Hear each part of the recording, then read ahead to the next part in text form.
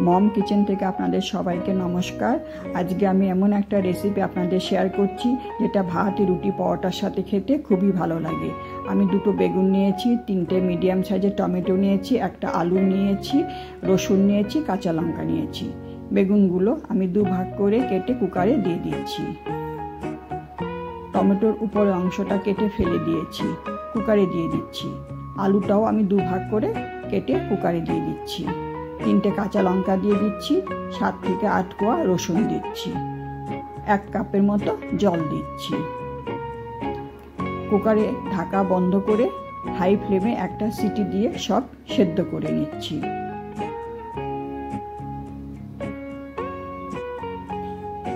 Cooker খুলে দেখাচ্ছি, দেখুন সব সেদ্ধ হয়ে গেছে। আমি সব বাটিতে নামিয়ে নিচ্ছি। দেখুন সব সেদ্ধ হয়ে গেছে।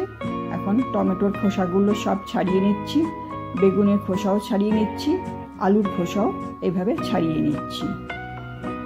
আপনারা এইভাবে বেগুন সেদ্ধ করে একবার ভর্তা বানিয়ে দেখবেন, খেতে খুবই ভালো লাগে।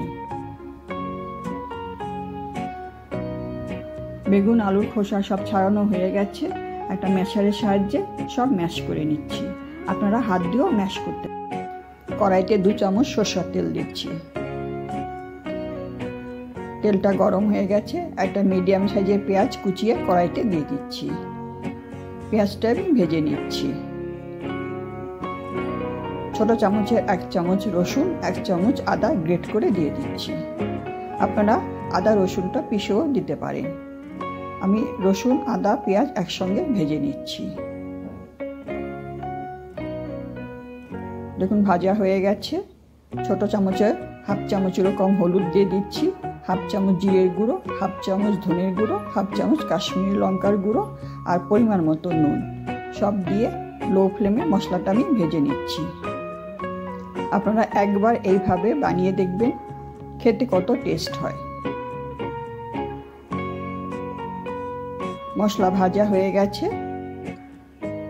এখন সিদ্ধ করে রাখা আলু, বেগুন, টমেটো সব দিয়ে দিচ্ছি। মিডিয়াম ফ্লেমে আমি বেগুনটা ভেজে নিচ্ছি। এটা জলীয় ভাব যখন কমে যাবে তখনই আমি একটা ম্যাগি মশলা দেব। দেখুন অনেকটা জলীয় ভাব কমে গেছে। এখন একটা ম্যাগি মশলা আমি এর মধ্যে দিয়ে দিচ্ছি। আপনারা নাও দিতে পারেন, আমার কাছে ছিল তাই দিয়ে দিচ্ছি। খেতে ভালো লাগে। ম্যাগি মশলা দিয়েও ভেজে নিচ্ছি।